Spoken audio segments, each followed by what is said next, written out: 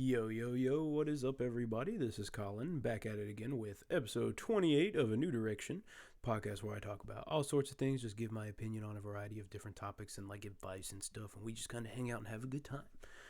Today I've got a very standard episode. This one's kind of all over the place.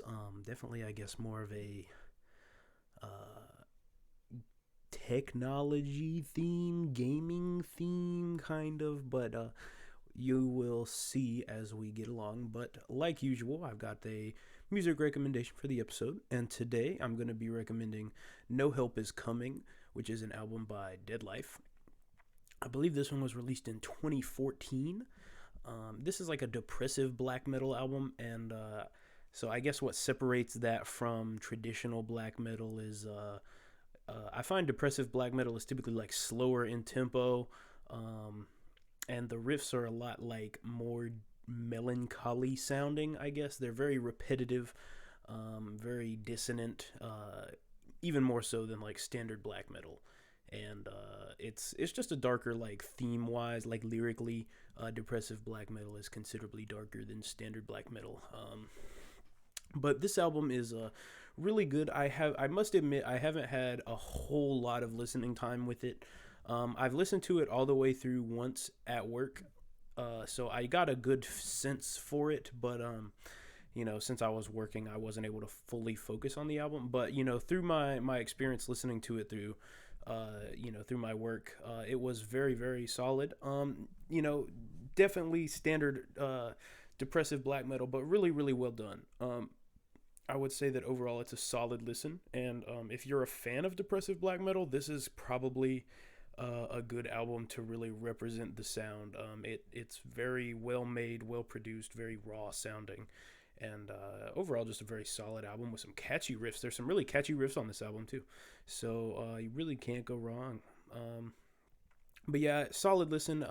My rating on this might change, and if it does, I will definitely take or make mention of that as I listen to it more in the future.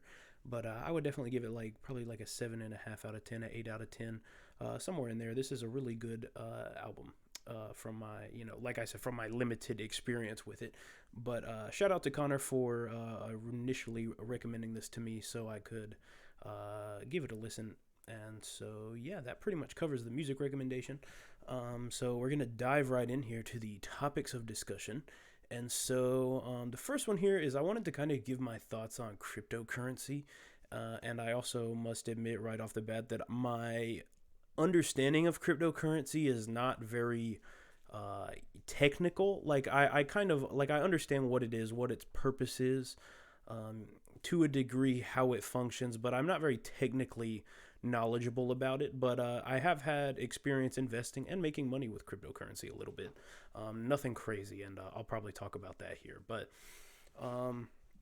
my thoughts on cryptocurrency overall, I think it is a very fascinating technological like achievement. It's very interesting to see, like, especially like these meme cryptocurrencies, how these small units of literally meaningless, like, tokens are able to rise in value. And Dogecoin specifically is an example of that I even have personal experience with. I invested in Dogecoin a long time ago.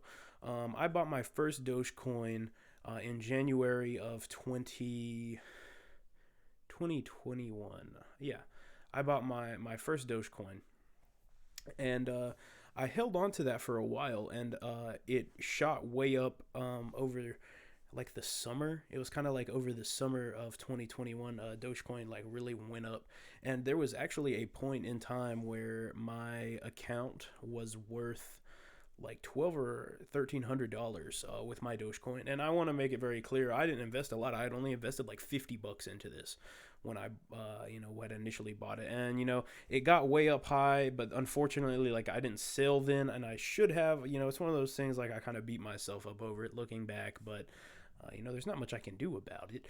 But I do wish I had sold at that peak high, because I think the peak was like 78 cents or something like that.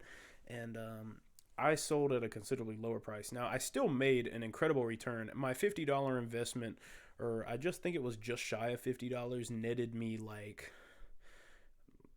was it, like $250 profit. I ended up selling for like 300, 350, something like that. So, I still made a really, really good return on it. But it was very interesting to see the ride of Dogecoin and to kind of have a personal sort of involvement with that. And so once I sold my Dogecoin, and I distinctly remember when I sold it, I had gone out to eat with my family at this local Mexican restaurant. And while I was sitting at the table, my mom informed me that my grandfather had sold his Dogecoin. And my grandfather had also invested quite low, like I had. And, he had made a lot more money, I think, than I had as well, just because of his, he invested even lower than I did, as far as I remember, or at least at a similar price initially. And, my grandfather is a very good investor. He's very smart with his investing. So, he was taking his profits and reinvesting it. And, he was able to build his a little more than mine. Which was just a standard just upfront investment. But I don't know. It was very interesting to me to see like how my grandfather had sold it in that moment, and I guess that inspired me to also sell it. I don't know. I kind of look back and. I think that I made the right choice. I sold it, and it has not gone back to where it was when I sold it yet. I don't think so, or if it has, it's close, but not quite there. But yeah, I mean, like I'm pretty happy overall with my choice to sell, and my grandfather did inspire that. So thank you for inspiring my decision to sell my Dogecoin. But after I sold it and took my profits, I didn't really invest for a long time. I was kind of like done with it for a little bit. I didn't want to get burned. I was kind of afraid of where to put my money. But recently, like within the past few weeks, I've started buying some SHIB, which is another meme cryptocurrency. I think I've got like $50 in that right now. And so I fortunately bought in at a fairly low price. I think it's slightly lower now than what it was when I bought it, but I feel like it's going to kind of trend upwards. That's at least what the kind of long term graph leads me to believe. And obviously, I'm not a very technically skilled investor. Like, please do not take what I say as investing advice or recommendations. I am very much a novice when it comes to investing, and even a novice when it comes to my understanding of cryptocurrency in general. But yeah, I have some SHIB, and hopefully, I'm hoping that'll go up, maybe net me some money. That would really be nice. And people have these really high expectations of SHIB going to like just an exorbitantly high amount. Like people are saying SHIB's gonna go to like $1. I'm like, that is literally not possible. Like the market cap required for that is insane. It's literally not gonna happen. But I would like to see it maybe eat another zero or two. That would give me some confidence and also make me a pretty solid little return. So we'll see what it does here in the next few months. I'm excited to kind of see if I'm able to make any money off of that. And there'll be a time here in a few months when I'll look back on this video and be like, yeah, maybe I'll have made a bunch of money and been like, yeah, like I was really smart. And maybe because I'm gonna probably continue to buy a little more of it, as the price kind of settles somewhere it's at. I might acquire some more, since it seems to be kind of like on a dip right now. The whole stock market right now in general seems to be on like a recession or like a down sort of moment. And so we'll see. I don't know. I'm definitely going to try to get some more though. And once it starts going back up again, there's no telling. We'll see. But I'll definitely keep the viewers here updated on that. But yeah, cryptocurrency in general, I think is just very fascinating. I don't have like a huge knowledge of the, fundamental, like I kind of said, the fundamental stuff of how it works really. But, I do understand what it is. It is a like a method of transacting, and, it is a currency and it's decentralized. And, I understand that, but I don't know. I don't know how quickly it's going to catch on, because I feel like for a major country to begin accepting crypto, majorly is going to take a lot of regulation with the market. And that's kind of defeats the purpose of what it is. So I don't know. I'm curious to see what cryptocurrency will be. And I actually just recently heard that there was like this lawsuit that this guy who claimed to be Satoshi Nakamoto, who the inventor of Bitcoin, he like claimed in court to be him and like was able to win this settlement like over an exorbitant amount of Bitcoin, like worth like tens of billions of dollars or something like that. It was ridiculous. I'm like I said, I didn't, I don't have like a huge understanding of it, but that's like an absurd amount of coins. Like, because Bitcoin, got to think about it right now. Like one Bitcoin is worth, I think like $53,000 or something right now, or at least my last time I remember the price of Bitcoin, that was about what it was at. Which the last time I looked was like yesterday. So I don't know, maybe it's higher now, maybe it's lower, but imagine how many Bitcoins it must be to have like $50 billion, like $50 billion worth of Bitcoin. Like, oh my God, I can you imagine having that much money in Bitcoin? I don't know. That's crazy. People think this crypto thing is like a get rich quick scheme, and excuse me, it's not. It's really not. It's not going to make you rich quickly, unless you are one of the lucky people who is able to invest in the right thing at the right price and it, shoots up. But I don't know. I think long-term investments in general are safer and generally more profitable. But yeah, with that being said, we're going to move on to the next topic here.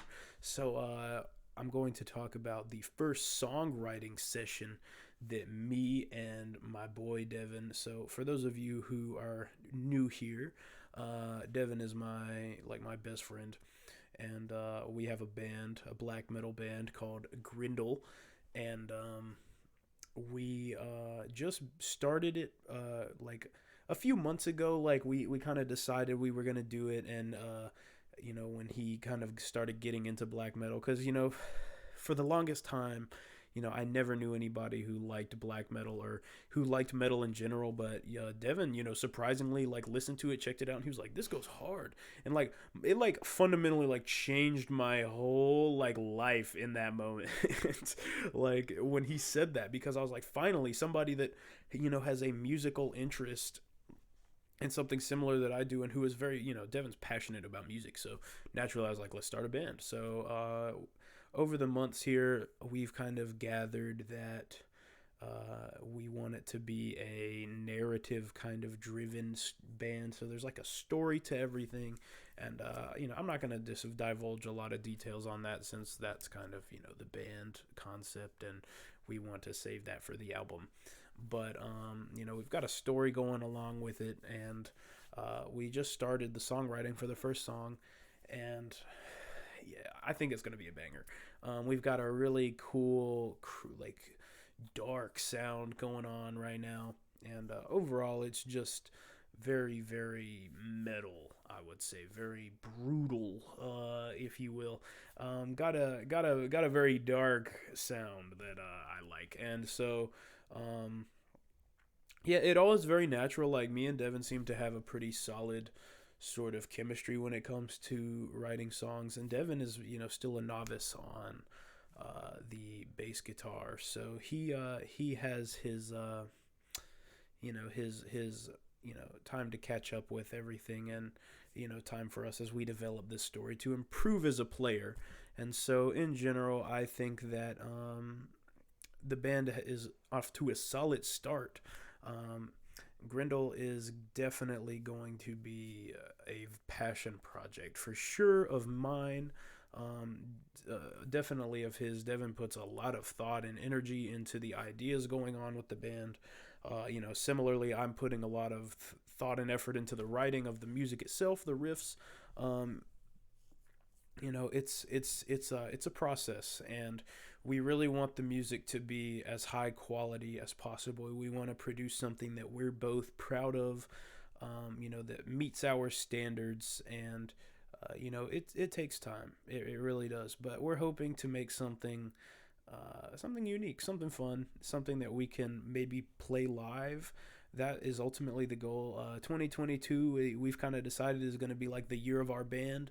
We're going to put a lot of, thought and effort into it this year or this upcoming year. And, we want to get an album written. We want to get maybe, some live performances going on.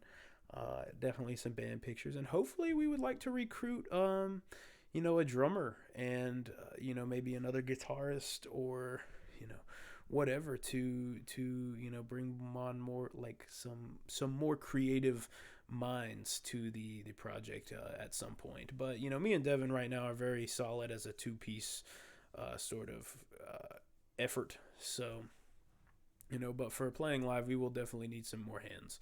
But that's still kind of a long ways off. We've still got a lot more development to go, a lot more writing, songwriting to do, lyric writing, narrative development. This is a very intensive project. So I think it's going to be very awesome to see how it pays off and how we're able to generate some cool ideas, some cool music, and just stuff in general that I will be proud to release and that Devin will be proud to release and that we will be proud to be associated with. We're very passionate about our songwriting, our ideas, our creative energy is very strong with this. So I'm hoping that it will be a fruitful effort on both of our parts. But that kind of covers it. As far as like what actually went down for the songwriting session, I actually met him first at a local like breakfast place, and we ate some breakfast. It was very good. I have to say that in general, pancakes are my go-to. That's what I got. I got pancakes and bacon, and the waitress we had was very questionable. The service quality was not very good. I apologize for any background noise right now. There's some stuff going on, as you can hear. But as I was saying, the breakfast place was very good. I had pancakes and bacon. Devin had what did he have? He had like cinnamon French toast and bacon, and it was pretty good. But the waitress was kind of questionable. The service was very not so good. I think she was pretty new, and so she ended up like I don't know, being very forgetful of me and Devin. It seemed like I had some milk and I drank all my milk before before the food came out, and then said she was gonna bring me some water, and then the food came out and we ate everything and we were literally about to leave, and she finally brought me some water, not even in a to-go cup, and then she was like, do you want any to-go cups? I was like, no. So I just drank the water. It was all right, but the food was really good. I would actually highly recommend it. It was called the Eggs Up Grill, but yeah, it's really good. But anyway, that kind of covers the songwriting session. Breakfast time. We had our food, and then we came back to. Actually, no, we didn't come back to my house first. We went to a local music store and looked around, kind of checked out the inventory, the different instruments and whatnot, and that was pretty cool. The music store is very nice. Don't get me wrong, but they don't really have anything that I'm particularly interested in at the moment. I don't really know. I don't know. I guess I don't really know why I keep going in there because their stock never really changes. Like they don't ever really have anything that I'm interested in. I buy pedals there sometimes, but they never really have. I guess quite what I'm looking for. But nonetheless, I like to meander in there and spend money. I buy a lot of things there. Even though I could probably be a little smarter with my money. But we went there and then we came back to my house. We set up everything. He had his bass. I have my amp, in the other room. And we jammed. We started writing, and he recorded it. We probably like sat and consistently gave some effort into it for like an hour, just sitting there, just like writing everything, figuring out the different riffs that we were going to use, the different ideas, and we had written like a structure for the song at the restaurant. It was Yeah, it was pretty well thought out, at least the beginning. So we didn't have a lot of trouble with that. We got something we're proud of, and we rehearsed it. Got Devin up to speed with it, and then yeah, we've kind of gotten a solid intro thought out that'll be at least probably a minute of the song, if not more, and then like a first riff, pretty much, that we're probably going to use. But it's definitely still got some work to go, but it is the first song and it takes time, so we've got a whole year. But it's definitely going to be interesting to see how it goes. But yeah, that was pretty much our songwriting session, like just in total. But I guess now we're going to transition into the next topic, which is a gaming related topic. This one's really off the wall. And this is going to be the regrettable amount of hours that I have in Counter-Strike Global Offensive and why I played it so much. So, for those of you who are unaware, Counter-Strike Global Offensive is like a tactical shooter game on PC. It is also on console. You can play it on like Xbox 360, but I wouldn't recommend it on console. It's not good. Not good. It's really good on PC, or at least it used to be when I played. I played back in like middle school. Like I started playing Counter Strike in like 2015, so that was like approaching 7 years ago. So I was like 11. That's that's crazy. I was like 11 years old or 12. 11 and 12 years old when I started playing this game, and I played it all through middle school.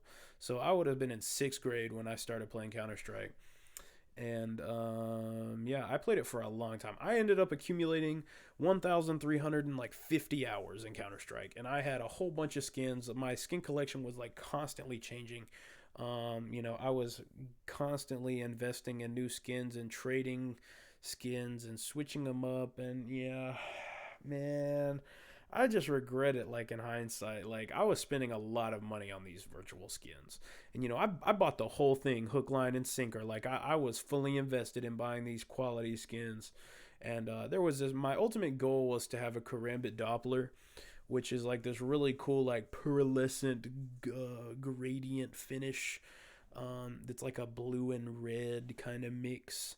Or at least the one that I wanted was like a blue and red. There were like different phases of them that are like different colors.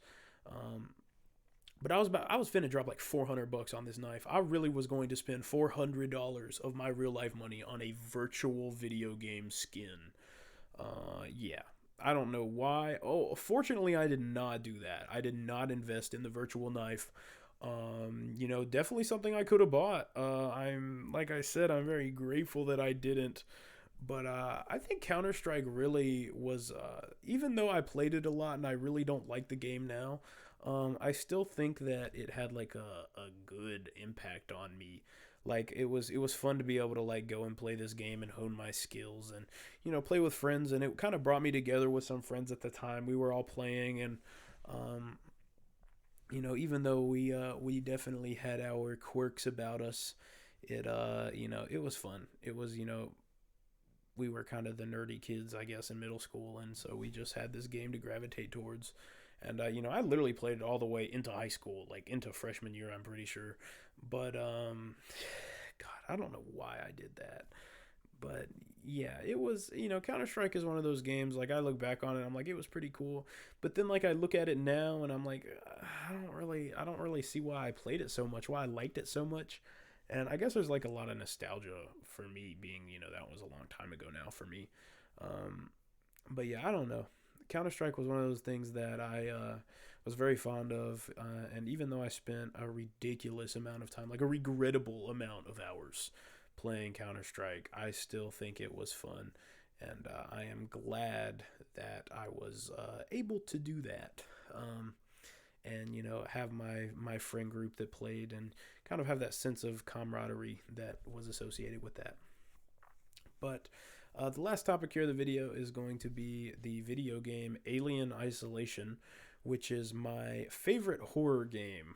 And this is a game that I'm really, really passionate about. I'm really fond of. And yeah, I just want to kind of talk a little bit about it. And before I get into it, I want to say there's gonna be no spoilers. I'm not gonna spoil the story for you. But this is a game like I personally wanted to recommend in on like individually, because it stands out to me amongst all of the horror games that I've really played other than this. It stands out amongst the you know I guess pool of horror games as one of the ones at the top. So Alien Isolation, what is it? It's a first person game. You play as Amanda Ripley, who is the daughter of Ellen Ripley, who is obviously played by Sigourney Weaver, the main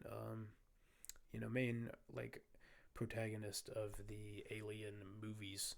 Um, so you play as Amanda, and Amanda's like young but not young. You know what I'm saying? She's like my age. She's like 19 or 20, I think, in this game.